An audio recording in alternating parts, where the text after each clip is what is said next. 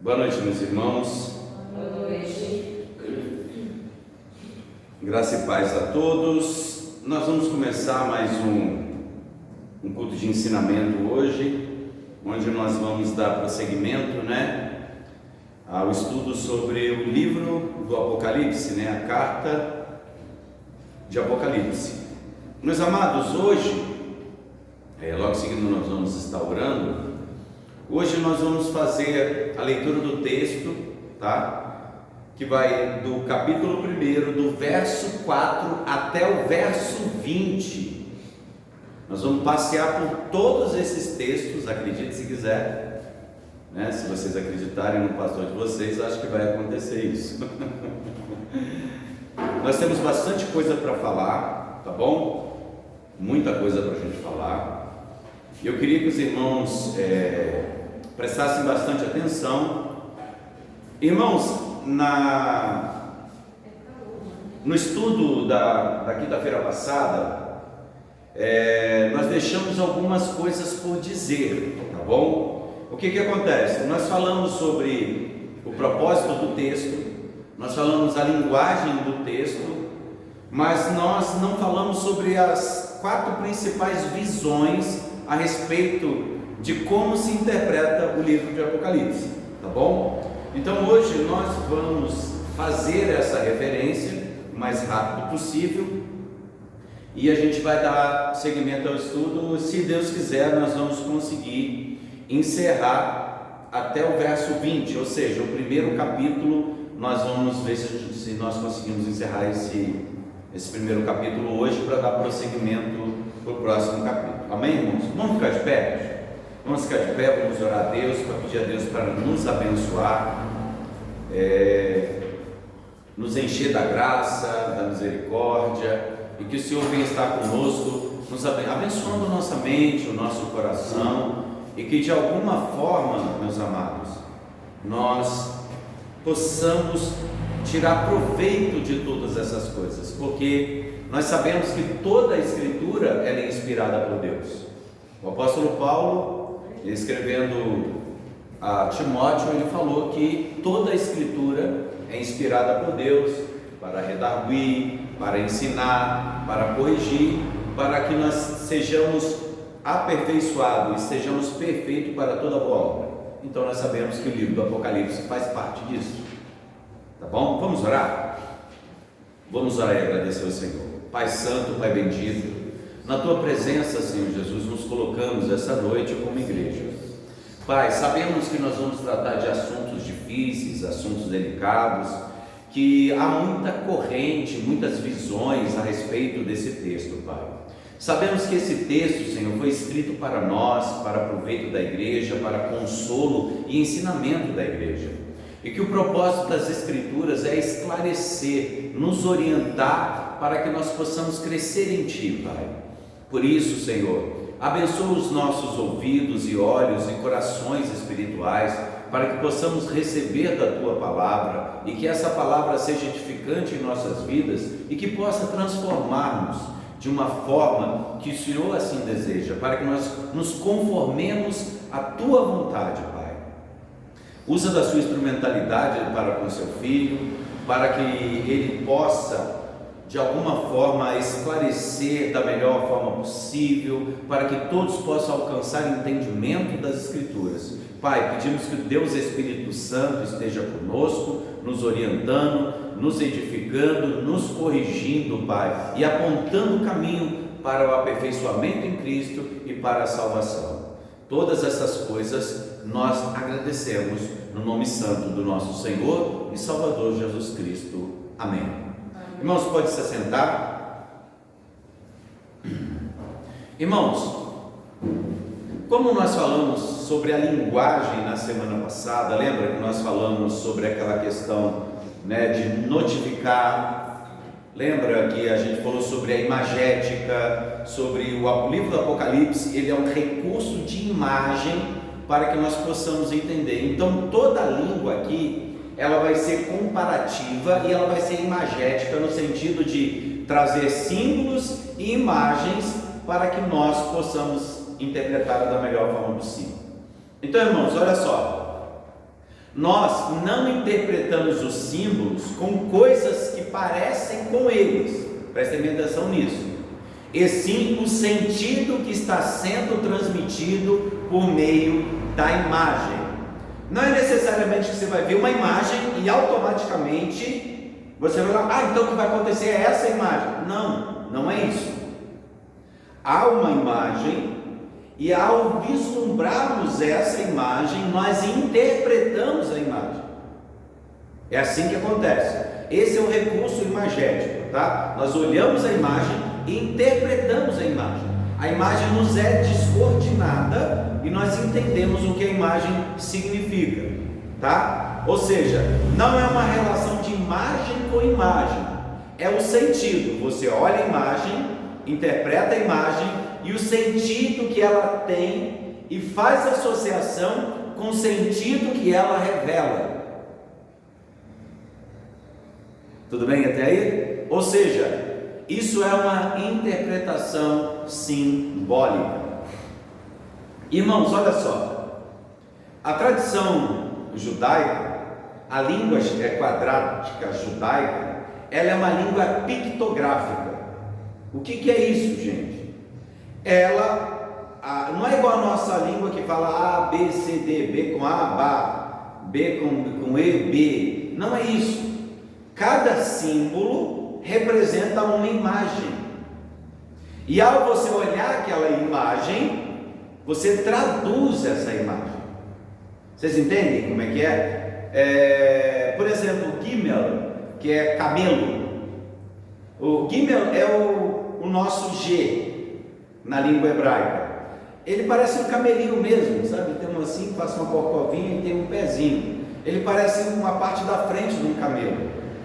Ou seja, a imagem, ela tende a ser um símbolo, mas ela não é a coisa em si, mas você olhando para ela, você interpreta o símbolo. E há essas características que nós vemos, esse tipo de hebraísmo, que nós enxergamos no livro do Apocalipse. E as imagens, da onde vêm essas imagens para a gente interpretar o Apocalipse? Das imagens das coisas do futuro ou das coisas que a pessoa conhece? É óbvio que tem que ser da forma que as pessoas conhecem. Mesmo que se a revelação de Apocalipse, Jesus estivesse mostrando para João coisas do futuro, como que ele interpretaria, por exemplo, um celular? Isso seria impossível sobre a perspectiva. Um quadradinho, uma caixinha, que dá para falar, como é que é isso? Então, na verdade, o livro de Apocalipse, ele não usa símbolos externos do futuro, ele usa símbolos que todos conhecem, e afinal de contas é uma carta para que todos leiam. Então o que acontece ali? Bem-aventurados são os que? Os que leem e ouvem esse livro. Ou seja, as pessoas liam e entendiam, elas ouviam e entendiam. Então não havia mistério no livro de Apocalipse. Irmãos, o livro de Apocalipse não é um livro de mistério, porque o próprio nome já diz, revelação. Então, essa palavra descortinar, revelar, é o tema principal do livro. Lembra a imagem do teatro? Os atores vão se apresentar e eles vão representar, mas representar de que forma? Da forma que todos conhecem, tá? Então, o que nós vamos entender isso então? Isso é interpretação simbólica. Por quê? Porque nós vemos um símbolo. Aí, através do símbolo, nós temos uma ideia. Então, tudo nos indica que o livro, ele deve ser interpretado de forma simbólica. Mas, irmãos, tudo no livro de Apocalipse é simbólico? Não.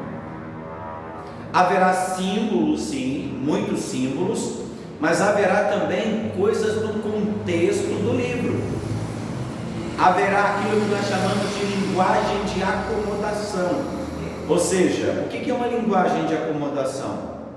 Linguagem de acomodação é com os elementos e a estrutura literária do ambiente que você está vivendo.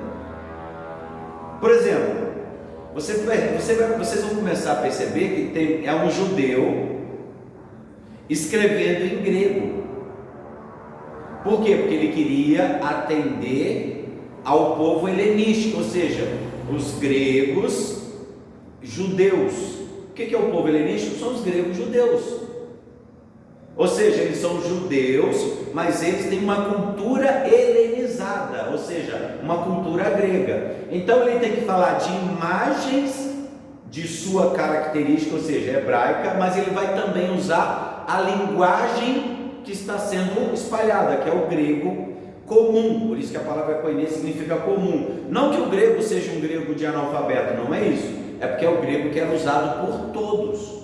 Era uma língua extremamente difundida, uma língua de mercado. Era um tipo inglês de hoje em dia. Então o que é uma linguagem de acomodação? Você vai usar símbolos da sua tradição, mas a linguagem e o contexto imediato em que a pessoa está vivendo.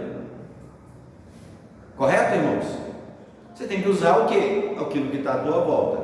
Então você vai encontrar símbolos, mas também você vai encontrar coisas que são comuns ao período em que se está vivendo e coisas da cultura que se está vivendo, tá bom? Então, esse símbolo está lá, dentro de seu contexto, ou seja, o Antigo Testamento e o período da literatura apocalíptica, intertestamentária, e o período grego-romano do Novo Testamento. Todas as imagens e símbolos estão enquadrados aí. Ou seja, irmãos, não tem como você fazer uma leitura do livro do Apocalipse olhando para hoje. Você vai ter que inventar muita coisa, você vai ter que imaginar muita coisa para fazer a interpretação de um livro que foi escrito há 2000 anos usando os símbolos de hoje. Não dá. Você tem que usar os símbolos e a literatura e a acomodação da época. Se você fizer isso, vai haver muitas confusões. É por isso que você abre hoje a internet e vê lá Apocalipse. Aí tem aqueles filmes, Destruição do Mundo, uma série de outras coisas. E o livro de Apocalipse, mistérios, revelações. E até a palavra revelação ali não tem o sentido que o próprio livro das revelações dá. E as pessoas começam a procurar enigmas no livro de Apocalipse, sendo que a intenção do livro é esclarecer, não obscurecer, porque senão o livro seria outro nome, não revelação. Parece óbvio, né? Mas é que nós estamos inseridos numa cultura onde as pessoas começaram a ter uma ideia muito errada do que o texto é e do que ele significa. Por isso que você vê esses impropérios, essas loucuras aí cotidianas e várias coisas assim que são coisas de cinema, né? Coisas assim que realmente assustadoras. Eu vou dar um exemplo bem rápido. Por exemplo, irmãos, a marca da besta. A marca da besta é a coqueluche do povo. O que acontece com a questão da marca da besta? A marca da besta, aí as pessoas falam, é um chip. As pessoas já falaram que era o cartão de crédito, outros falaram que era o cartão do SUS, ou é o, sei lá, tem um chip agora que coloca assim de baixo, assim no ossinho e tal, é o código de barras e tal. Então se criaram um monte dessas coisas. Eu sei que isso é coisa do imaginário popular e muitas das vezes é por falta de informação que se chega à conclusão disso. Mas como que eu sei disso? Porque as pessoas fazem a interpretação da marca da besta como sendo algo físico, algo que é posto e algo que é uma marca de hoje, digamos assim, mas eles não leem o contexto imediato de onde eles tiraram isso. Por quê? Porque também está escrito que o povo de Deus vai ter uma marca. Vai ter uma marca o povo de Deus. Então, qual que vai ser a marca do povo de Deus? Está todo mundo preocupado com a marca da besta. Qual que é a marca do povo de Deus? Se a marca do povo de Deus é uma marca espiritual, ela se encontra no mesmo texto, no mesmo parágrafo, na mesma perícope. Por quê? Por quê? A marca dos santos, ela é espiritual, e a marca da besta não é. Então, assim, é você ignorar o restante do texto, pegar o texto fora de contexto, elaborar um monte de coisas na cabeça para chegar a esse tipo de conclusão. Se você fizer uma leitura simples do texto anterior, você vai ver que a marca dos santos, a marca dos filhos de Deus, é o que? Uma conduta, um comportamento e a mente presa em Deus. Ou seja, qual é a marca do cristão? Ter a mente de Cristo, não ceder à idolatria, não ceder à promiscuidade, à sexualidade, às injustiças, às perseguições, aos falsos deuses. Essa é a marca do cristão. Agora, qual que é a marca da besta? Ao contrário da marca, ou seja, nós interpretamos símbolos por símbolos, irmãos. Então, se a marca dos santos é isso, que o texto diz que é isso, logo se entende que a marca da besta é o quê? Ao contrário disso.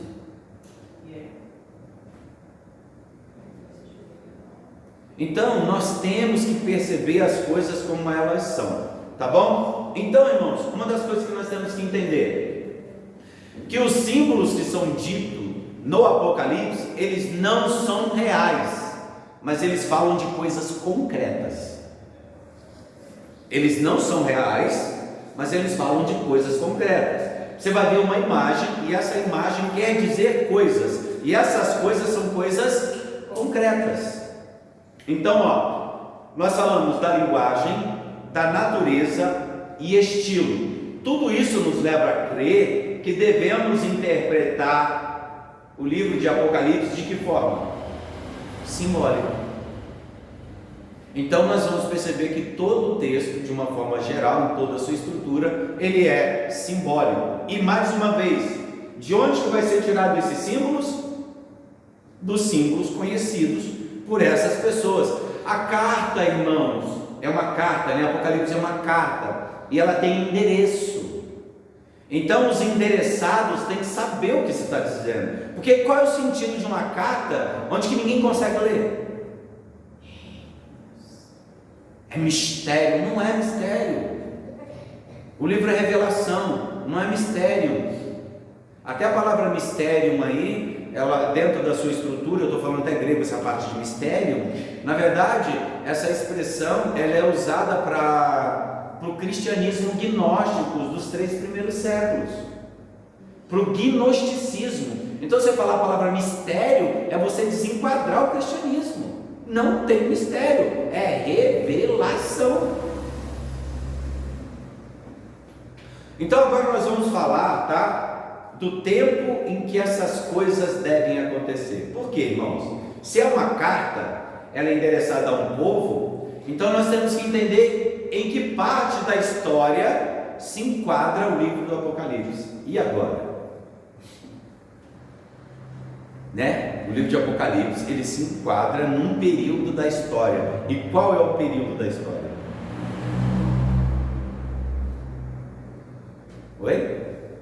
Diga, irmã Helena, pode dizer alto? Pode. Antes, durante e depois? Antes, durante e depois. Eu sou inclinado a crer que seja isso. Eu sou muito inclinado a entender que o Apocalipse, ele fala da brevidade, ele fala da contemporaneidade e ao mesmo tempo ele aponta para um escatom, ou seja, um final das coisas. A palavra escatos, tá, irmãos? É o final das coisas. Quando eu falo escatom, eu estou apontando para o final mesmo. Essa é a intenção. Escatos é final. Da onde que vem a palavra escatologia, que é o estudo do livro do Apocalipse, o estudo das últimas coisas. Só que, irmãos, o escatom não está só no livro de Apocalipse. Como eu disse na aula passada, quando nós conversamos a respeito disso, o que eu disse? Que a literatura apocalíptica ou escatológica, ela é muito comum desde o século IV a.C., tá? Naquele período que nós chamamos de período interbíblico, no período de Macabeus, no período que foi derrubado o segundo templo. Então é esse período todo onde que essa literatura ela aflorou, tá bom? Então eu quero falar pelo menos sobre quatro visões, quatro perspectivas das interpretações do livro de Apocalipse. É lógico que nós vamos adotar uma, tá bom? Aquela que tem menos problema. Deixa eu avisar uma coisa, meus irmãos. Toda visão, ela vai encontrar problemas. Toda visão, toda interpretação do livro do Apocalipse vai ter algum tipo de problema. E a visão que eu vou apontar é aquela que tem menos problema, tá? E quais são esses problemas e quais são a ordem desses problemas? Muitas das vezes é por causa da falta de entendimento de quem ouve e de quem fala. A culpa não é do livro, tá? Eu particularmente sou muito satisfeito com a visão que eu adoto. Não é por causa de alguma convicção pessoal, mas por uma convicção textual de alguém que conhece um pouco de grego, de alguém que conhece o estilo escriturístico e o que o livro e os símbolos do livro. Então eu fico muito à vontade em defender a posição que a nossa igreja defende, tá bom? E nós nem vamos falar qual é a posição, porque não se trata de uma posição, mas é de uma visão a respeito do texto, tá? A gente precisa desse óculos. A primeira visão que eu quero apontar é uma visão chamada historicista.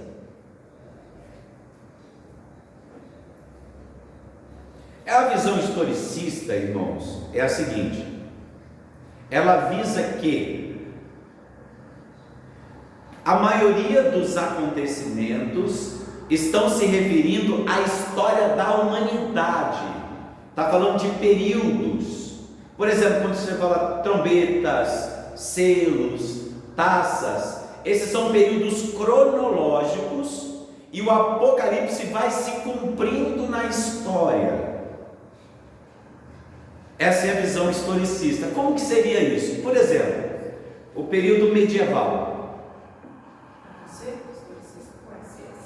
Oi? É como se escreve historicista, é com C. Como se fosse assim. Por exemplo, quando nós falamos de as 7 trombetas, esse é o período medieval, ou o período dos primeiros séculos, do período antigo. E daqui a pouco os 7 selos, a Idade Média.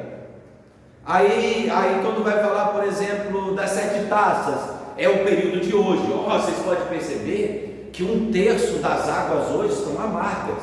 Você lembra que a terceira taça e tal, e que caiu uma coisa na terra e que tornou 1/3 das águas impuras? Vocês lembram do texto de Apocalipse? Tem coisas do gênero.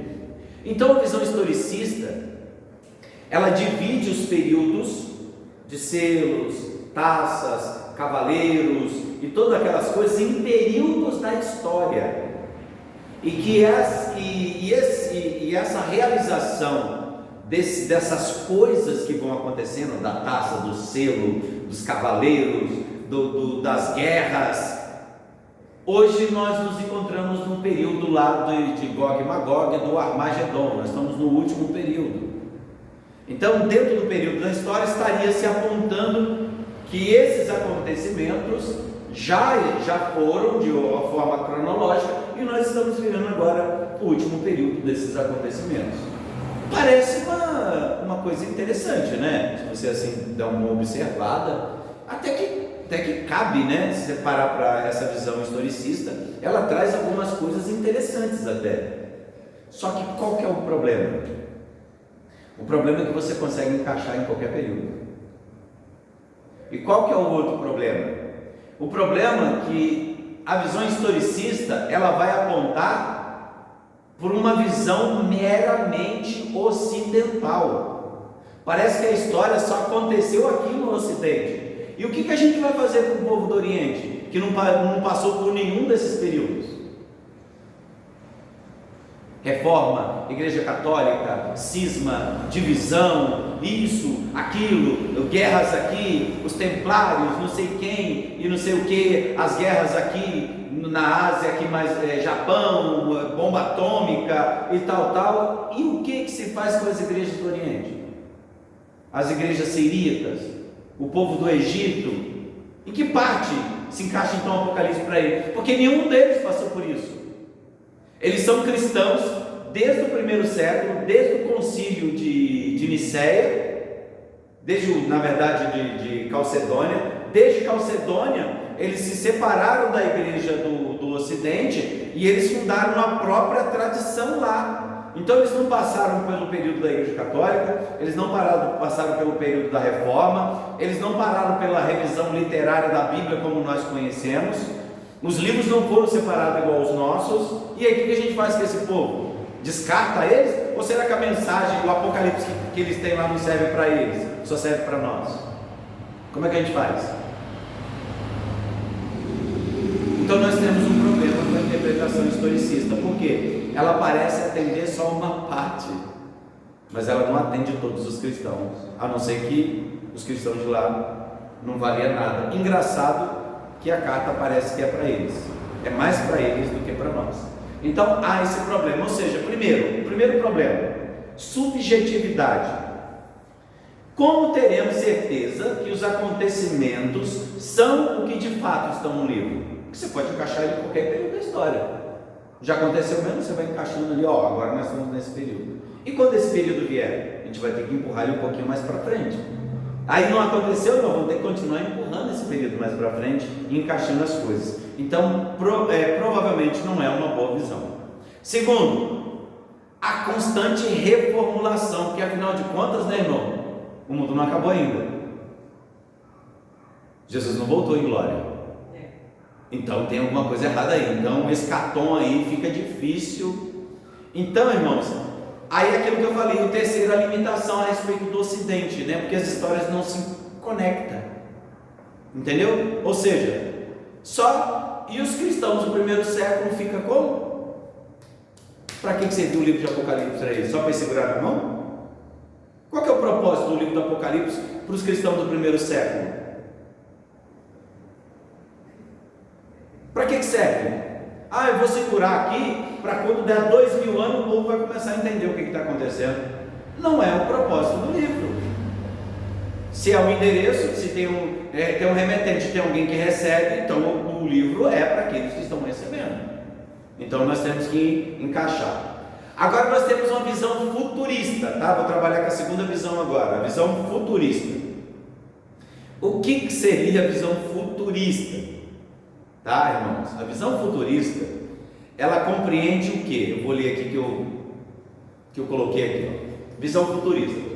Os eventos estarão sempre no futuro, por isso que a visão é futurista. Vai acontecer tudo no futuro da humanidade. Mas qual que é o problema disso, irmãos? É que não tem nada a ver com a gente. E aí, como é que a gente fica na história, nós cristãos? Se a visão é para o futuro, então fica difícil, né? Então não tem nada a ver conosco. E os pais da igreja, irmãos, os pais da igreja já pensaram assim, vocês acreditam? Os pais da igreja nos primeiros séculos, eles achavam, bom, não é necessariamente com a gente, então isso vai acontecer no futuro. Quer ver, para vocês terem uma ideia, os primeiros pais, por exemplo, Justino Marte e Irineu de Lyon, eles pensavam que era para o futuro. Talvez nós estamos falando de um futuro mais próximo dele. Mas o que aconteceu? Teve um homem, um monge chamado Agostinho de Hipona, tá? Agostinho de Hipona Régia. O que Agostinho pensou? Falou, não tem como ser. Esse livro é para hoje, é para a igreja de hoje e é para a igreja que virá. Então ele formulou uma ideia, isso no século V, irmão, 430 a 450. Ele formou uma ideia que postulava mais ou menos uma visão que nós conhecemos como visão amilenista. Em outras palavras, Agostinho, em 430, ele já formulava aquilo que a visão da igreja reformada, que é a nossa, crê. Vocês estão imaginando um negócio desse? Mais de 1500 anos atrás, lendo as Escrituras, Agostinho chegou à conclusão que a maioria das igrejas reformadas no mundo inteiro chegou a essa visão. E super interessante, né?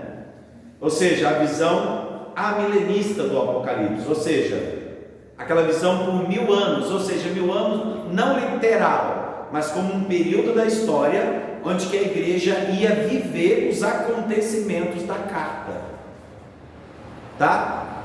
Ou seja, e essa visão, irmão, por incrível que pareça, ela se manteve até o século XV.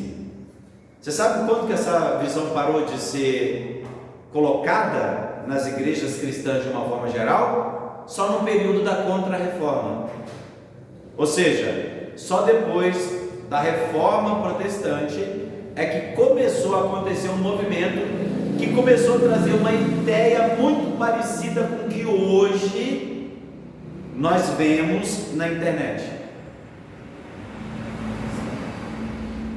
Essa visão aí mais dispensacionalista. Isso é uma herança da Contra-Reforma, ou seja, um movimento católico que tentou derrubar a visão reformada sobre a visão escatológica. Por quê, irmão? Porque eles usavam o medo do fim do mundo como premissa para manter os cristãos cativos sobre a égide romana. Então essa ideia que o diabo está vindo, aquela serpente que cede lá, a marca da besta que vai ter a marca, todas essas coisas, a Igreja Católica ela usava esses artifícios para prender o cristão, para que ele não saísse de suas igrejas e aderissem àqueles movimentos que nós conhecemos como movimento reformado. Pensando nisso, né, talvez aqueles que vão ouvir, estão ouvindo aí na internet, né, o estudo de hoje, talvez se pergunte: nossa, mas o reverendo parece até um padre, né? Então, irmãos, para deixar claro um minutinho, tá bom? O colar clerical, ele é uma criação dos reformados presbiterianos. Só no Concílio de Vaticano II que a Igreja Católica se apropriou desse colar e os seus padres começaram a usar. Mas essa vestimenta é uma vestimenta tradicional de um verdadeiro reformado. É assim que um ministro em seu ofício se veste, da forma que eu estou, tá? Só para tirar a curiosidade, para as pessoas não confundirem o reverendo com o padre, tá? Ou seja, isso foi uma apropriação que foi feita a partir do Concílio de Vaticano II. Isso já aqui no século XIX, tá? Que eles se apropriaram, tá bom, irmãos? Anteriormente quem usava isso aqui era só os reformados, principalmente os de tradição presbiteriana. Então, meus amados, voltando a isso, ou seja, a visão futurista ela é mais literalista, tá? É muito próximo da visão predominante atualmente. Por isso a necessidade de jogar sempre para o futuro, para ver se alguma coisa se encaixa. Tá vendo, irmãos? Então, isso, ou seja, como é que a gente, até então era difícil saber o que os gafanhotos grandes, gigantes eram, até que chegaram agora e começaram a ver os helicópteros Tomahawk, que é aqueles grandão. Nossa, esse parece mesmo com um gafanhoto que voa, né? Com o barulho que faz. Ou seja, foi se empurrando sempre para frente. A marca da besta é um código que agora só se pode comprar o cartão de crédito, só se pode se tratar com doença, cartão do SUS. Aí você vai ver que teve que empurrar isso mais para frente para procurar alguma coisa que encaixa. Por isso que toda hora que aparece uma novidade, uma guerra não sei aonde. Oi? Agora é o celular, né? A marca da besta pode ser o celular também, né? Que fica na mão direita e na testa, né? Que você vai ligando e fica aqui na testa, né? O celular vendo. Então, você vai encaixando isso para frente numa tentativa de prever isso, como se fosse um mistério que vai ser revelado no futuro. Irmãos, sabemos que não é isso. O que acontece, irmãos? O problema é o que se faz aos destinatários da carta. A pergunta que eu faço de novo: para que a carta do Apocalipse ser destinada à região da Ásia Menor, se o que vai acontecer é para hoje? Qual que é o sentido? De novo, porque parece que se for isso, é esse tipo de revelação que nós vemos hoje, para que serviu para esses irmãos? Se a Escritura é para consolar, se é para ensinar, se é para divertir, como que essas cartas fizeram isso com aquele povo, sendo que é para esses acontecimentos que nós estamos vendo agora? Isso é um problema. Ou seja, qual é o segundo problema? O problema é que é uma visão extremamente especulativa. É sempre uma especulação do que pode ser, mas nunca é o que é. Porque nós evoluímos desde o CPF, que na minha época a marca da besta era o CPF, agora foi evoluindo para o cartão de crédito, depois foi evoluindo para o cartão do SUS, agora é o Bitcoin, agora é o negocinho que coloca no osso, que é aquele chip que você tem todos os documentos no chip, enfim, agora é o Pix, né? Você não pode nem comprar e nem vender, né? É o dinheiro no celular. Então, vocês vão vendo que é especulativo demais. Não, a visão é futurista. Estou falando da futurista ainda, tá? Pensei que você tinha mudado de visão. Não, já tinha mudado de visão. Essa aí é qual? A anterior não era futurista, tá? Não, era é historicista. Mas você está falando da futurista. Eu estou falando da futurista, que é aquela que se encaixa nessas visões que estão muito próximas do que nós estamos vendo. Você falou dessa visão que é a maioria do Brasil, que é qual é o outro nome? Então, nós chamamos elas de futurista. Vocês as conhecem como dispensacionalismo. Isso, essa que eu queria. Porque ela é extremamente especulativa. Mas há dois tipos de dispensacionalismos, tá, irmãos? Há o dispensacionalismo propriamente dito, que a maioria das igrejas mais pentecostalizadas e neopentecostais usam, mas há também um tipo de dispensacionalismo que é chamado de dispensacionalismo histórico. É totalmente diferente, tá? O dispensacionalismo histórico, irmãos, ele é muito coerente, tá? Ele é uma visão muito boa, se aproxima demais com a nossa visão, tá? Que essa visão mais simbólica, uma visão mais amilenista, ela se aproxima demais, se comunica muito bem, se adequa também sobre a perspectiva de Agostinho em vários aspectos. Eu acho que ainda tem alguns problemas por causa da sua cronologia, mas essa visão futurista ela é muito especulativa, está voltando para a visão especulativa. Então, irmãos, sempre achamos que os símbolos estão ligados a algo literal, entendeu? Ou seja, nós acabamos ou algo que vai virar, tipo assim, vamos pegar uma imagem e vamos tentar transformar essa imagem em coisa literal. Então esse negócio é muito complicado. Então tudo que está acontecendo, eles dizem, o Apocalipse chegou a todo momento. E agora chegou o momento. Então é isso que você vê direto na internet. Então essa visão futurista, ela tem esses problemas, porque toda vez, vocês lembram quando a ONU ganhou uma imagem lá do pessoal dos Incas, aí falou lá, aquela é a visão de Daniel. Não era a visão de Daniel, irmãos, era só uma criatura mítica, que é a criatura da cultura Inca. E se você olhar a criatura, a única coisa que aparece é só que ela tem cabeça de leão, o resto nada aparece com a visão de Daniel, com a visão de seja lá qualquer que for que seja. Mas as pessoas querem sempre achar uma ligação para o futuro. Chegou, aí não dá. E nós vamos trabalhar agora também a visão preterista. Essa é a terceira visão, a preterista. O que seria uma visão preterista? Vocês lembram na época da escola? Pretérito, o que é algo pretérito? Conjugue o verbo no pretérito, significa passado. A palavra pretérita, ou seja, a visão preterista, ela afirma que todas as coisas que está descrita no livro do Apocalipse já aconteceram.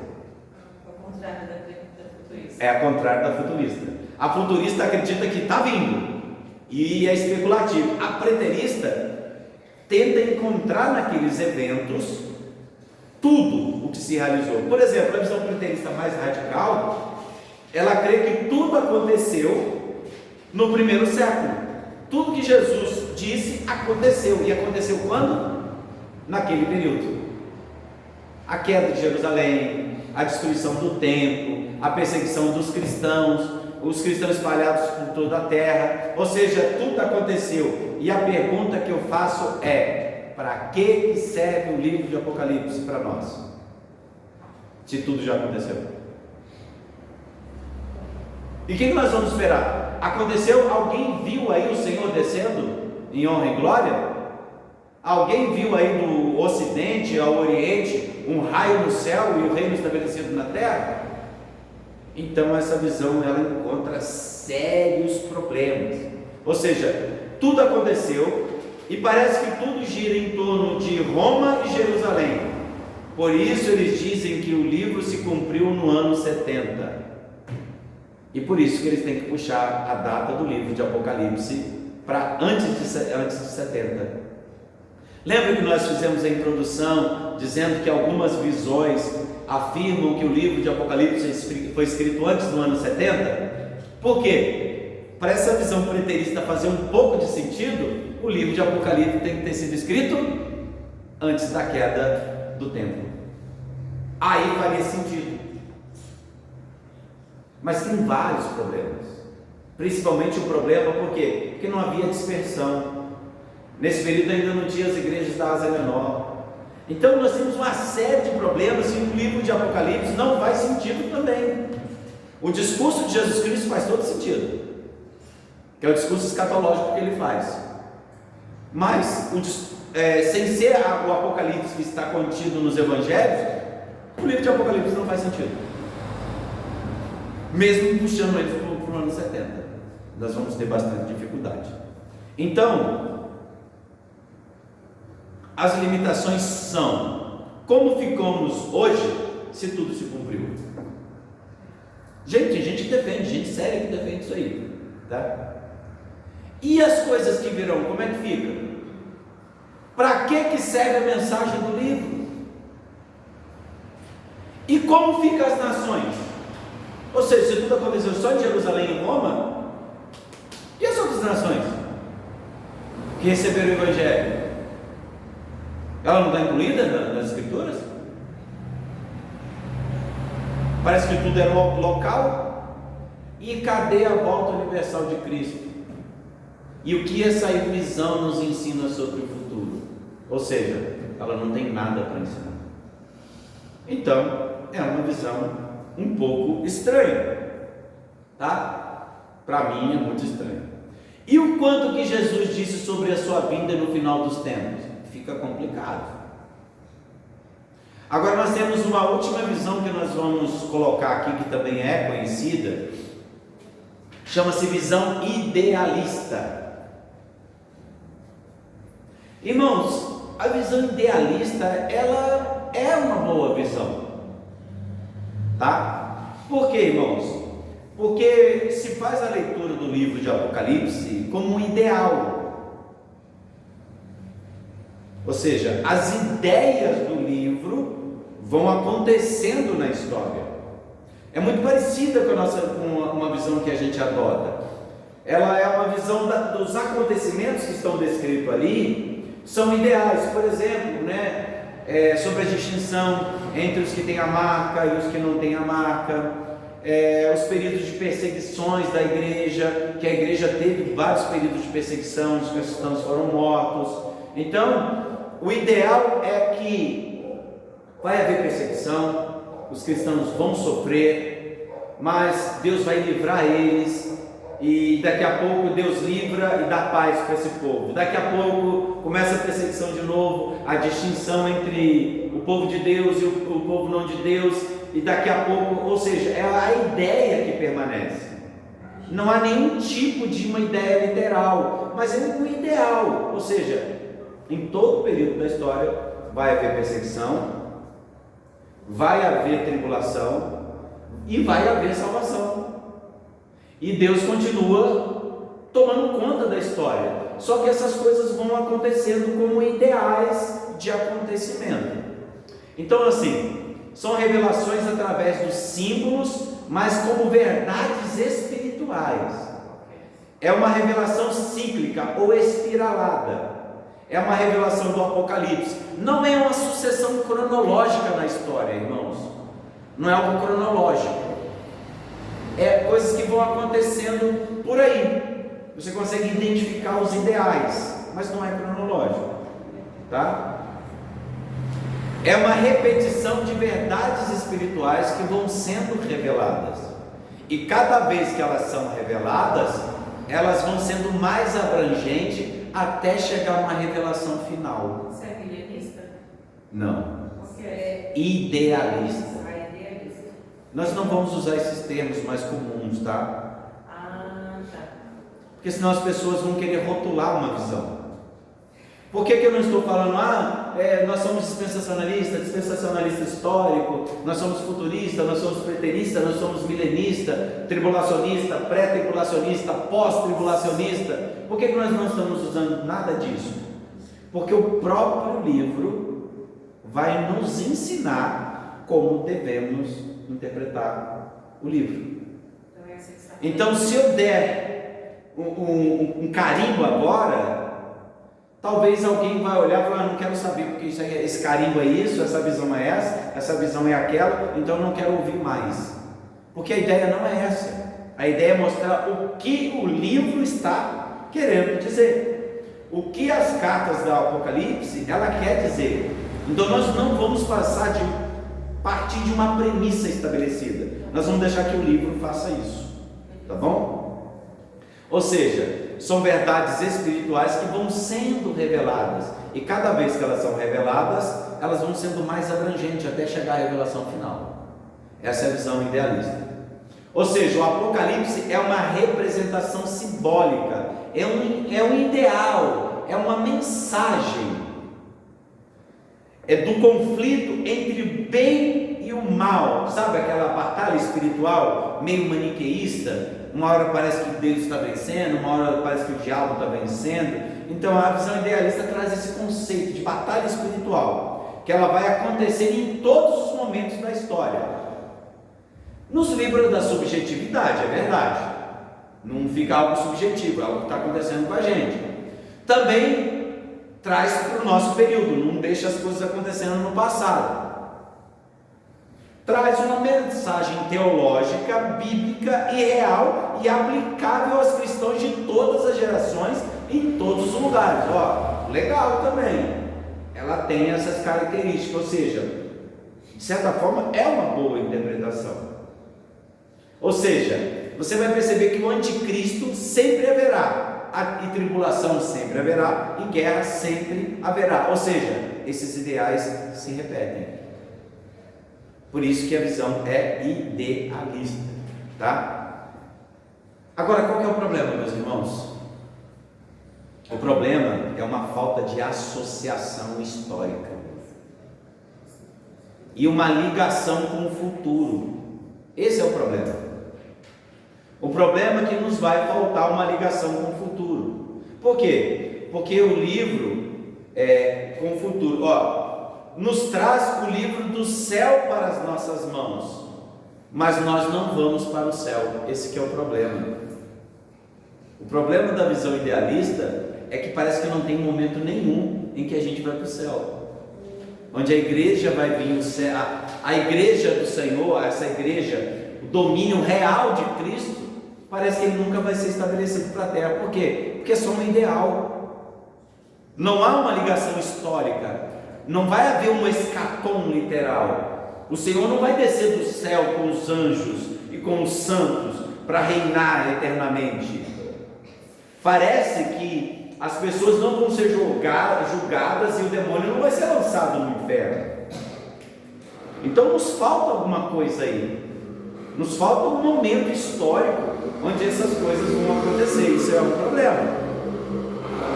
Então, aí você vê que vai ter esses probleminhas aí.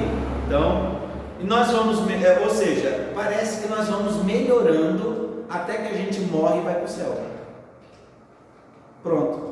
Parece que o escatom, ou seja, a escatologia, o final das coisas é sempre pessoal, nunca é geral. Isso é um problema para nós, né? Então, o tempo realmente é uma questão para ser analisada em relação a isso. Ou seja, o grande presente no tempo é a grande era, é o acontecimento, e não a palavra. Se inicia no presente e fecha no escatom, no presente maior. Estamos vivendo nesse período. Parece que cada um que está vivendo vai ser o último período dela que ela está vivendo isso. Então essa é a visão idealista. Então é interessante, mas nós temos aí. Mas a gente esquece o que está escrito em Daniel 2, né? O que está escrito em Daniel 2? Aqueles últimos dias são a entronização de um reino, um reinado que derrubará todos os reinos. Essa chegada dos últimos dias, vemos em Cristo, instaurando o seu reino, ou seja, o breve se tornando presente no reino de Jesus, ou seja, os versos 4 a 8, que nós veremos isso, que faz referência ao Apocalipse do 1 a 7, ou seja, nós precisamos que o reino se estabeleça. Se for sempre idealista, é sempre ideal, o reino nunca vai ser estabelecido. Alguma dúvida, irmãos? Né? Eu precisava falar sobre essas visões, tá bom? Então nós temos agora, vamos trabalhar propriamente o texto que nós viemos trabalhar esta noite, tá? O texto se encontra, tá, irmãos, em Apocalipse, capítulo 4, até o verso 20. Irmãos, obviamente que nós não teremos tempo, mas nós vamos ainda falar bastante aqui a respeito dos primeiros textos aqui. Irmãos, vamos ler comigo, só para que nós possamos acompanhar? Apocalipse capítulo 1, do verso 4 ao verso 20. Por que verso 4 ao verso 20? Porque nós trabalhamos o texto de 1 a 4 na semana passada. Aquele que não nos acompanhou pode estar revendo o vídeo, tá bom? Que é o do capítulo 1 aí, do verso 1 ao verso 4. Vamos ler. João, às 7 igrejas que se encontram na Ásia, graça e paz vós outros, da parte daquele que é, que era e que há de vir, da parte dos 7 espíritos que se acham diante do seu trono, e da parte de Jesus Cristo, a fiel testemunha, o primogênito dos mortos e o soberano dos reis da terra, aquele que nos ama e pelo seu sangue nos libertou dos nossos pecados e nos constituiu reino, sacerdote para o seu Deus e Pai. A ele a glória e o domínio pelos séculos dos séculos. Amém. Eis que vem com as nuvens, e todo o olho o verá, até quantos transpassaram, e todas as tribos da terra se lamentarão sobre ele, certamente. Amém. Irmãos, uma coisa que nós vamos ter que perceber já de cara no verso de 1 até o verso 7, é que vocês podem perceber que o texto já apresenta a Cristo, ele apresenta Deus Pai, ele apresenta Deus Filho, ele apresenta Deus Filho, ele apresenta o que? O reinado de Deus na terra e o domínio. Ele apresenta o que também? Aqueles que pecaram contra Cristo, até aqueles que furaram Cristo na cruz, vão estar diante dele, ou seja, em espécie de julgamento. Estar diante de um rei é estar sendo julgado por ele, tá bom? E apresenta como aquele que virá entre as nuvens e que todo o olho o verá. Está vendo? Até o ponto os transpassaram. E todas as tribos de toda a terra se lamentarão com ele. Ou seja, todos vão ver, ou seja, todas as tribos, todos os povos da terra vão se lamentar com ele, certamente. Amém. Irmãos, para começo de conversa, do verso 4 ao verso 7, já é o resumo de Apocalipse. E a presença de Jesus. É o resumo. A introdução da carta já é o resumo do livro inteiro. O que nós encontramos aqui no livro aqui, só nesses versículos? O que nós encontramos nesses 4 versículos? Deus Pai, Deus Filho, Deus Espírito Santo, guardando, salvando e elegendo um povo para ser sacerdote, cuidando da igreja e do templo. E o próprio João falou que ele era amigo na tribulação. Vocês podem ver que, amigo na tribulação, se nós vemos isso na própria introdução, que o próprio João já passava por tribulação, já passava por aperfeiçoamento e salvação. Você vai ver a vinda de Cristo em seu reinado e glória, e todos os povos serão julgados diante dele que reina. Não é isso que é o livro de Apocalipse fala? Em outras palavras, o que vai acontecer daqui para frente é só uma recapitulação do que foi dito do verso 1 até o verso 7. Ou seja, essa leitura que nós fazemos, tá? Essa literatura, ela é paralelista. O que acontece? O assunto é introduzido, e depois que esse assunto é introduzido, esse assunto vai sendo ampliado. E uma vez que esse assunto é ampliado, ele é ampliado um pouco mais depois, e depois ele é ampliado novamente.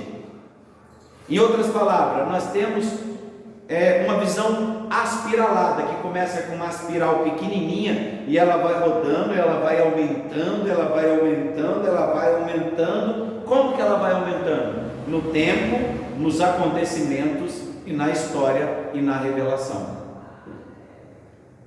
É igual ao livro de Gênesis. E Deus fez o homem. Ponto. Daqui a pouco ele fala, e fez um homem, e fez Deus o homem e uma mulher. Daqui a pouco, e fez Deus o homem e uma mulher, segundo a sua imagem e a sua semelhança. Você vai ver, está ampliando. Isso já é um tipo de estilo literário que era comum entre os judeus. Então nós temos aqui toda a estrutura do Apocalipse nesses 7 primeiros versículos. Então, irmãos, por que a leitura cronológica não faz sentido? Porque como se lesse capítulo 1 significa uma coisa, capítulo 2 significa... Por que não faz sentido esse tipo de leitura? Por quê? Porque nós acabamos de ver todos os acontecimentos do livro de Apocalipse em 7 versículos. Então, se fosse um acontecimento cronológico, o livro de Apocalipse só precisava ter 7 versículos. Ele não precisava ter mais. Agora o que vai acontecer? O autor, que é Jesus Cristo, vai começar a revelar os acontecimentos usando os símbolos que todos conhecem, e ele vai ampliando quem são essas pessoas que foram apresentadas. Quem são essas pessoas que foram apresentadas? Deus Pai, Deus Filho, Deus Espírito Santo, os eleitos, a igreja, e mais quem? Os perseguidores da igreja. Ele vai trabalhar a apresentação de todos esses indivíduos.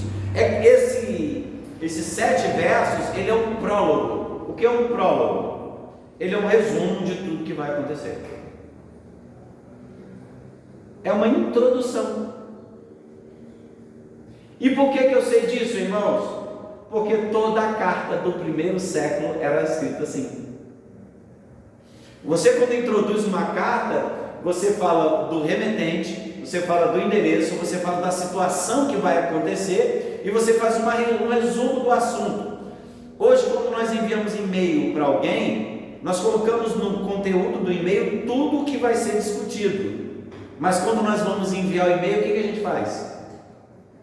coloca do que o e-mail se trata. O assunto.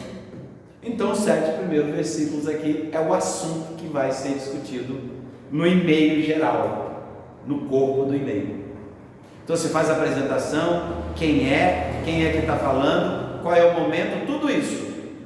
Mas você vai ter que abrir o e-mail agora para ler o que está acontecendo ali detalhadamente. É isso. Super interessante se você começar a ver as coisas dessa forma. Então, irmãos, vamos terminar de ler? 8. Olha ele se apresentando de novo. Vocês percebem? De novo ele vai se apresentar, assim como ele começou a fazer a apresentação de si mesmo no verso 5. Eu sou o Alfa e o Ômega, diz o Senhor Deus, aquele que é, aquele que era e aquele que há de vir, o Todo-Poderoso. Eu, agora olha só, o remetente já vai falar, eu, João, irmão vosso, companheiro na tribulação, no reino e na perseverança. Ou seja, é carta de alguém que está vivendo a mesma situação daqueles que vão ler a carta. Ou seja, tribulação, reino e perseverança faz parte de todo aquele que é regido por Cristo, o Todo-Poderoso. Em Jesus, agora ele vai começar. Achei-me na ilha chamada Patmos por causa da palavra de Deus e do testemunho de Jesus. Achei-me em espírito no dia do Senhor e ouvi por detrás de mim grande voz, como de trombeta, dizendo: o que vês, escreve em livro e manda às 7 igrejas: Éfeso, Esmina, Pérgamo, Tiatira, Sardes, Filadélfia e Laodiceia. Voltei-me para ver quem falava comigo, e voltando vi 7 candeeiros de ouro, e no meio dos candeeiros um semelhante ao filho de homem, com vestes talares, e cingido à altura do peito com uma cinta de ouro. A sua cabeça e cabelos eram brancos como uma alva lã, como neve, e os olhos como chamas de fogo, aos pés semelhante ao bronze polido, como que refinado numa fornalha, e a voz como voz de muitas águas. Tinha na mão direita 7 estrelas, e da boca saía-lhe uma afiada espada de 2 gumes, e o seu rosto brilhava como o sol na sua força, ou seja, ao meio-dia. Quando o vi, caí em seus pés como que morto. Porém ele pôs sobre mim a mão direita, dizendo: não temas, eu sou o primeiro e o último. Vocês estão vendo que ele está repetindo a mesma coisa? Eu sou o Alfa e o Ômega, e agora ele está falando de novo: eu sou o primeiro e o último. Ele está repetindo a mesma coisa, ou seja, ele está reiterando aquilo que ele já disse. Ele vai continuar ampliando. Aquele que vive, estive morto, mas eis que estou vivo pelos séculos dos séculos, e tenho as chaves da morte e do inferno. Ele está dizendo de novo aquilo que ele já disse lá atrás, que ele é o primogênito da ressurreição, ele é o primogênito dos mortos. Ou seja, quem é o primogênito dos mortos? Aquele que vive, aquele que teve morto e reviveu. E ele tem a chave da vida e da morte. Por que ele tem a chave da vida e da morte? Porque ele é o primeiro ressuscitado, ele é o primogênito. Vocês estão vendo que não estão falando de coisa diferente? Ele está recapitulando o que ele acabou de dizer. Ele está ampliando quem se trata, quem fala e os acontecimentos. Escreve, pois, as coisas que vistes, as que são e as que hão de acontecer depois destas. Lembra aquele que era, aquele que é e aquele que há de vir? Escreve essas coisas que vistes, as que são e as que hão de acontecer depois dessas. Quanto ao mistério das 7 estrelas que viste, está vendo? Está voltando a recuperar de novo. Ele já está tentando ampliar o símbolo. Quanto ao mistério das 7 estrelas que a gente viu na mão direita lá, que vistes na minha mão direita, aos 7 candeeiros de ouro. Opa, não é mais 7 estrelas, agora já é 7 candeeiros. Opa, peraí. As 7 estrelas são os anjos das 7 igrejas, e os 7 candeeiros são as 7 igrejas. Agora vamos falar sobre o texto? Até agora eu não falei nada sobre o texto. Vamos lá, ver o que a gente consegue falar nesses curtos espaços de tempo. Vamos lá. Primeiramente, irmãos, nós temos que dividir o texto para que a gente possa conseguir entendê-los. É uma divisão natural. Eu acabei parando em alguns pontos aqui para vocês verem que a divisão realmente ela é natural. Então nós vamos dividir o estudo de hoje em 3 partes para facilitar, tá? E ao mesmo tempo essa divisão é natural. Primeiro, a saudação, que vai do verso 4 até o verso 8. Praticamente é só a saudação do verso, tá? Que vai do 4 até o 8.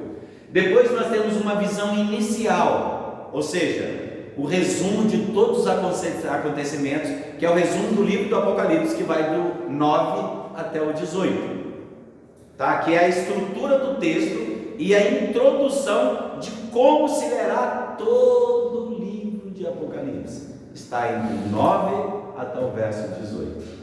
E no final, irmãos, nós temos a apresentação de Deus, né? Então vamos lá, vamos começar. Primeiramente, tá? É como eu disse, a carta ela se inicia como qualquer carta, ou seja, um desejo de graça, paz e saudação.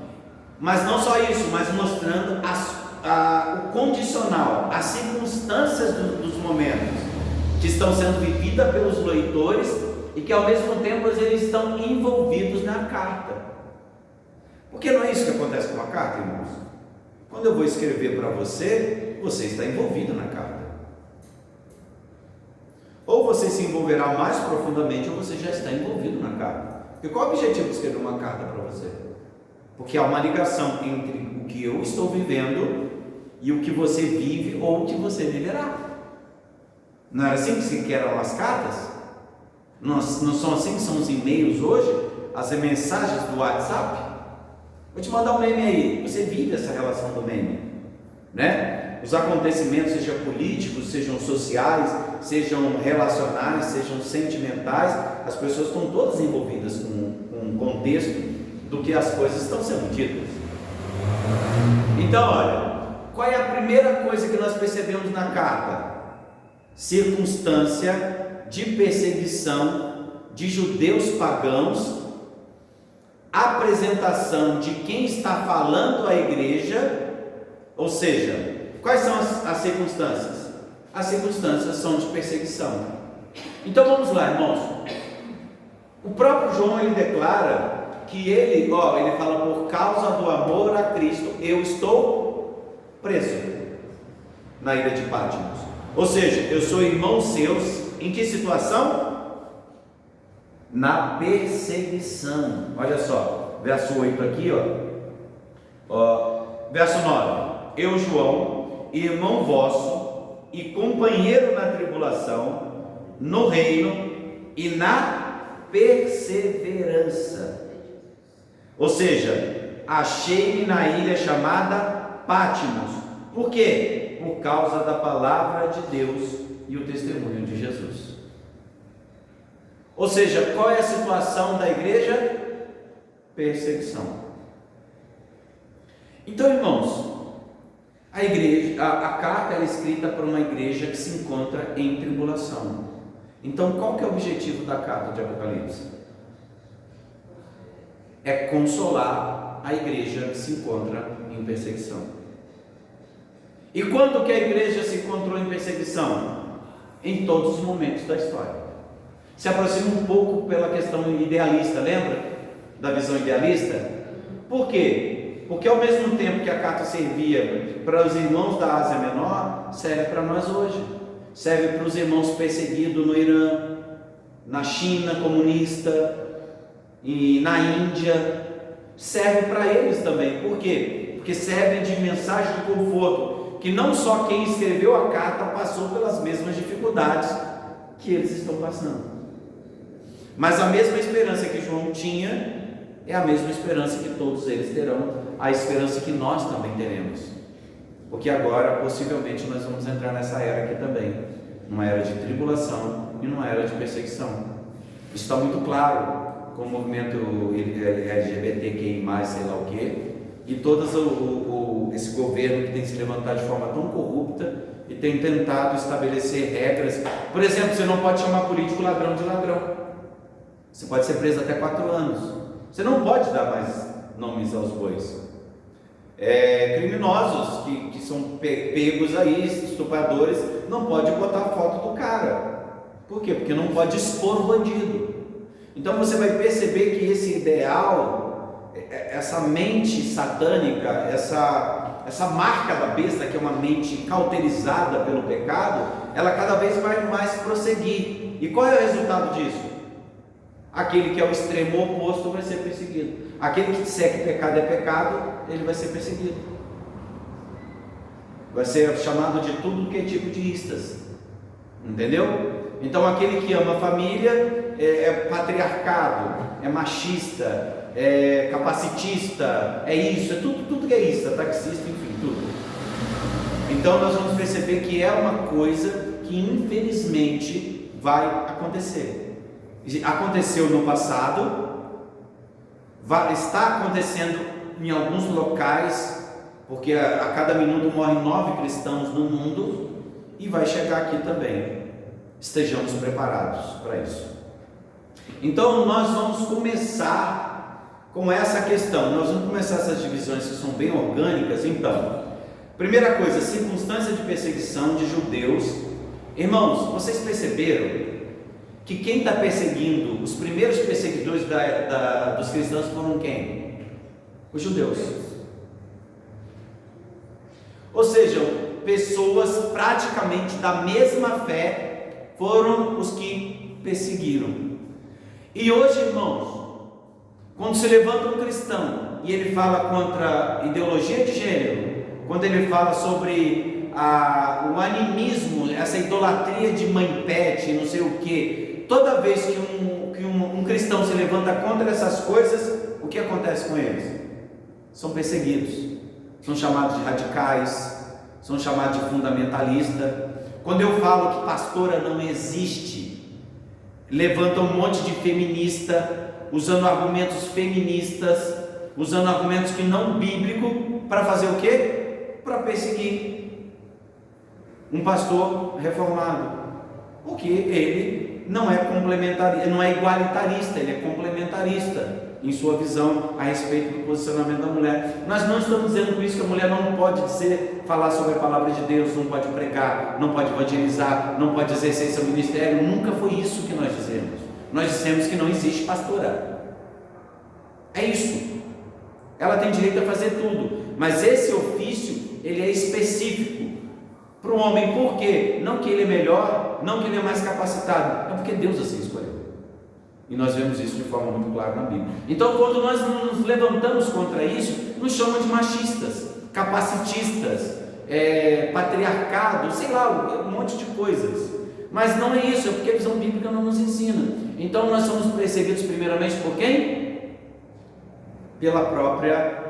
Pelo próprio movimento assim chamado cristão, tá? Mas infelizmente passaram por uma poluição cognitiva e não conseguem perceber o que estão falando. Então é isso. Então, irmãos, nós começamos com algumas visões aqui, propriamente do texto. Nós vamos começar a apresentar o Deus triuno, tá? Nós vamos ver nos versos 4 ao verso 8 uma apresentação do Deus triuno. Vamos lá, olha só. João, às 7 igrejas que se encontram na Ásia, graça e paz a vós outros, da parte daquele que era, que há de vir, da parte dos 7 espíritos que se acham diante do seu trono. Vocês estão vendo, irmãos, a parte aí, vocês já vão ver que é a parte dos 7 espíritos que se encontram no trono, tá? Talvez nós tenhamos aí uma dificuldade de entender o que significa os 7 espíritos. Sabe o que nós vamos fazer? Como que nós interpretamos a Bíblia, irmãos? Qual a primeira regra áurea da hermenêutica? A Bíblia explica a própria Bíblia. Então vamos fazer o seguinte: nós vamos no capítulo 4 do próprio livro de Apocalipse. Lembra que eu disse que o próprio livro ele vai se revelando, ele vai se explicando? Então vamos lá, Apocalipse 4, capítulo 4, do verso 5 a 7, para entender o que 7 espíritos é esse. Vamos lá? Capítulo 4, vamos lá? Está escrito aqui então: ao redor do trono há também 24 tronos, e assentado nele 24 anciãos, vestidos de branco, em cujas cabeças estão coroas de ouro. Do trono saem relâmpagos, vozes e trovões, e diante do trono ardem 7 tochas de fogo, que são os 7 Espíritos de Deus. E há diante do trono como um quimar de vidro, semelhante ao cristal, e também no meio do trono, à sua volta do trono, 4 seres viventes, cheios de olhos por dentro e por trás. O primeiro ser vivente é semelhante ao leão. Calma aí, irmãos, é isso mesmo? Calma aí, calma aí. Vamos fazer o seguinte: Zacarias 4. Zacarias capítulo 4,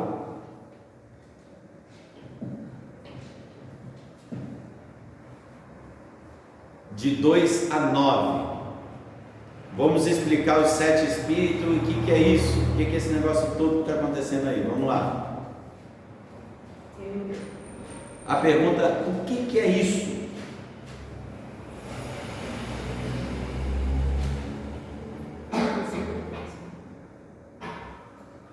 Está escrito assim: e me perguntou o que vês, e respondi: olho, e eis um candelabro todo de ouro, e um vaso de azeite em cima com as suas 7 lâmpadas e 7 tubos, um para cada uma das lâmpadas que estão em cima do candelabro. Junto a este, 2 oliveiras, uma à direita do vaso de azeite e a outra à sua esquerda. Então perguntei ao anjo que falava comigo: meu Senhor, o que é isso? E respondeu-me o anjo que fala comigo: não sabes tu o que é isso? Respondi: não, meu Senhor. Prosseguiu ele e me disse: esta é a palavra do Senhor a Zorobabel, não por força, não por poder, mas pelo meu espírito, diz o Senhor dos exércitos. Quem és tu, ó grande monte? Diante de Zorobabel serás uma campina, porque ele colocará a pedra de remate em meio à aclamação. Haja graça, e graça para ele. E novamente me veio a palavra do Senhor dizendo: as mãos de Zorobabel lançaram os fundamentos desta casa, elas mesmas a acabarão, para que saibais que o Senhor dos exércitos é quem te enviou a vós outros. Fala, mas que resposta eu estou dando aí, irmãos? Nenhuma? O contexto de Zorobabel é o seguinte: Zorobabel foi enviado para reconstruir o templo, o segundo templo. E o que aconteceu na reconstrução do segundo templo? Várias pessoas se levantaram contra a reconstrução do templo. Aí o que Deus falou então para Zacarias? Ele falou que o próprio Deus, o próprio Espírito Santo é que ia fazer com que a pedra de arremate fosse colocada pelas mãos do próprio Zorobabel, e o candelabro que estava com um fogo aceso representaria o Espírito que faria com que a igreja fosse levantada ou que a igreja fosse mantida. Ou seja, as 7 tochas representam o próprio Espírito Santo que garante que o templo vai ser mantido e vai ser terminado. Ou seja, as 7 tochas é o próprio Espírito Santo. Vocês conseguiram compreender isso? Vamos lá.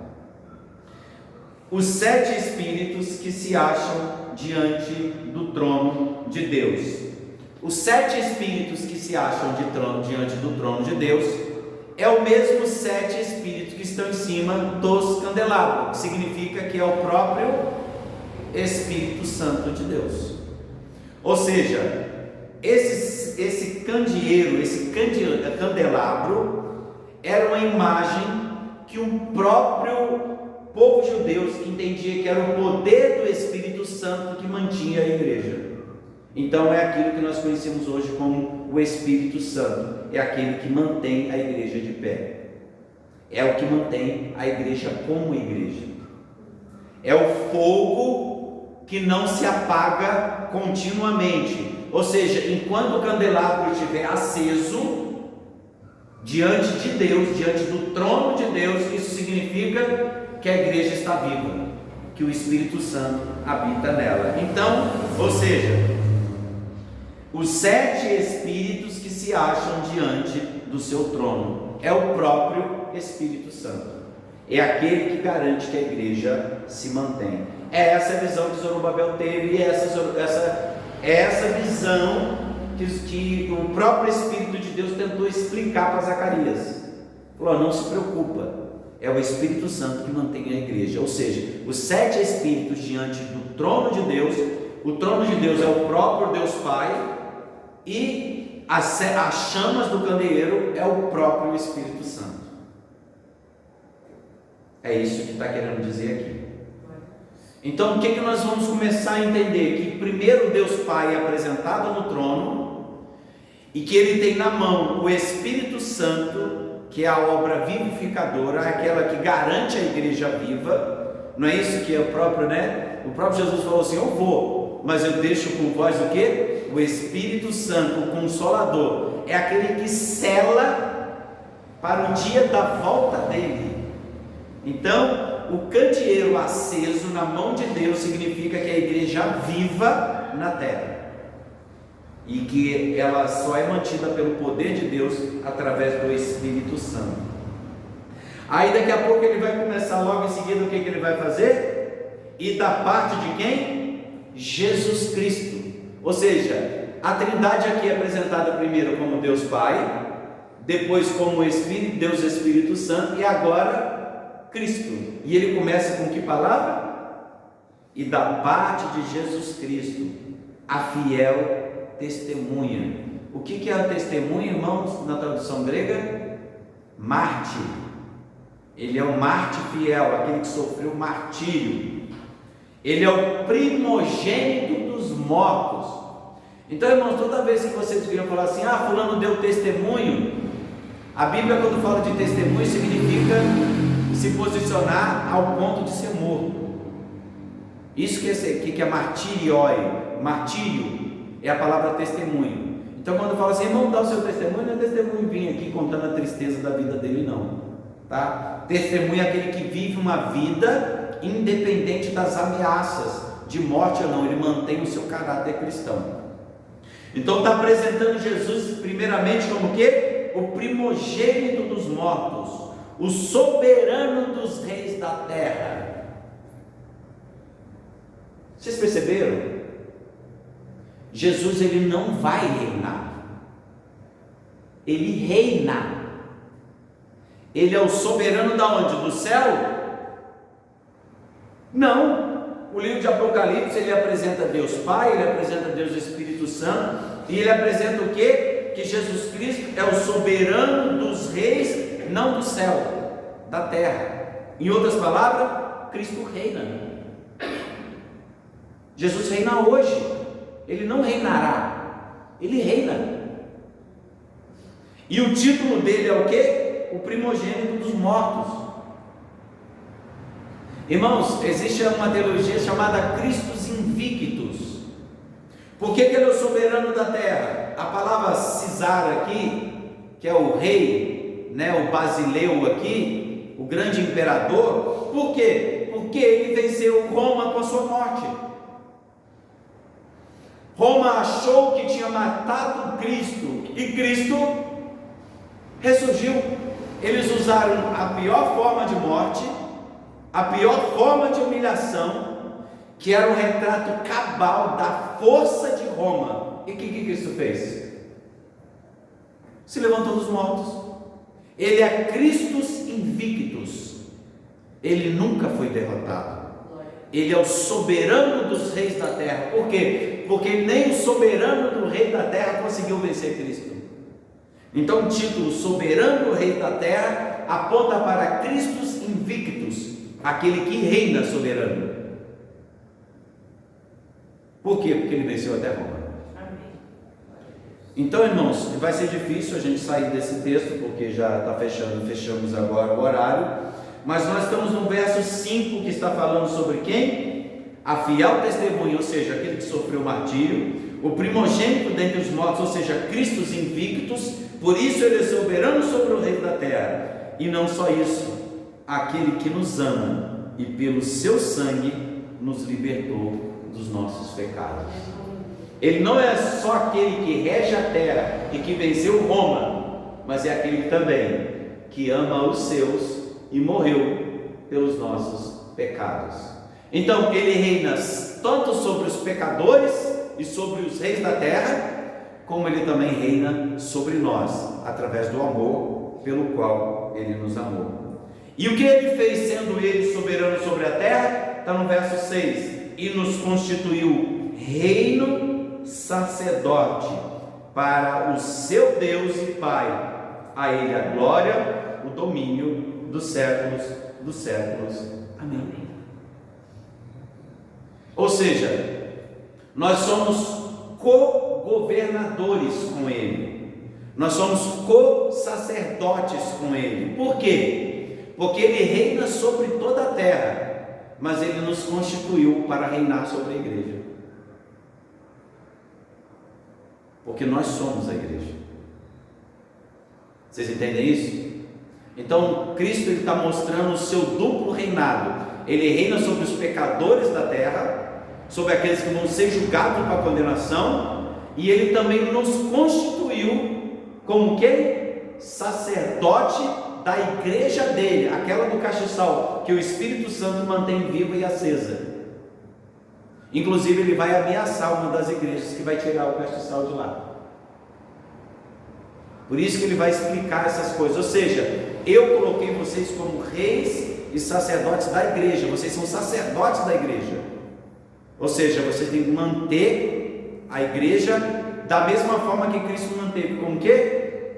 Com testemunho. Ou seja, se for preciso, morra pela igreja. Mas mesmo que você morra, Cristo reina. Ou seja, tribulação, perseguição, perseverança e salvação.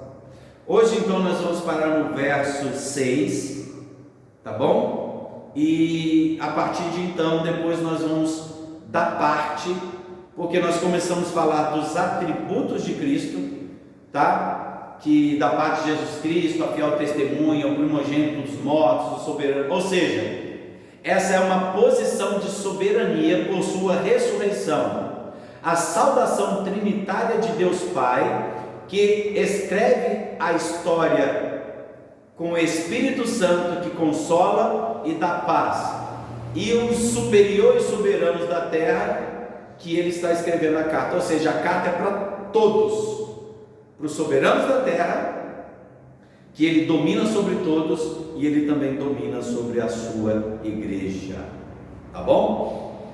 Depois nós vamos ver que ele vai vir entre as nuvens aí, e todo olho o verá, mas isso já fica para a semana que vem. Vamos ficar de pé, igreja do Senhor. Nós vamos estar orando para finalizar o estudo de hoje. Nós já começamos fazendo a abertura, mostrando que a igreja é sustentada, ou seja, o candelabro é a igreja e o fogo em cima das tochas em cima, ou seja, a parte da lâmpada é o próprio Espírito Santo que mantém a igreja viva. Então nós já começamos com as primeiras revelações, tá bom? E que nós vamos com muitas outras. Espero que hoje os irmãos tenham aprendido e desenvolvido, porque nós temos muita coisa ainda para falar sobre os textos aí. Que Deus nos abençoe. Vamos orar? Pai Santo, Pai bendito, na Tua presença nós nos colocamos. Pai, muito obrigado pelas revelações desta noite, pela Tua graça, pela Tua misericórdia. Que a cada dia, Senhor Jesus, o Senhor venha se revelar a nós, enchendo-nos, Senhor Jesus, da Tua presença, do Teu Espírito Santo. Que possamos ver, Senhor, as Suas realizações em nossas vidas. Por mais que as coisas sejam difíceis, sabemos que o Senhor domina todas as coisas. O Senhor é soberano sobre os reis das terras, Pai. Então, aqueça-nos, Senhor Jesus, com o Teu candelabro, o Teu Espírito Santo sobre nossas vidas, e que a igreja seja sempre encontrada viva, com a chama do Espírito Santo sempre acesa, e que nós tenhamos sempre a Tua presença no nosso meio. Nós agradecemos isso, no nome do Pai, do Filho e do Deus Espírito Santo. Amém. Está encerrado então o culto de ensinamento esta noite. Amém? Todos vão com Deus.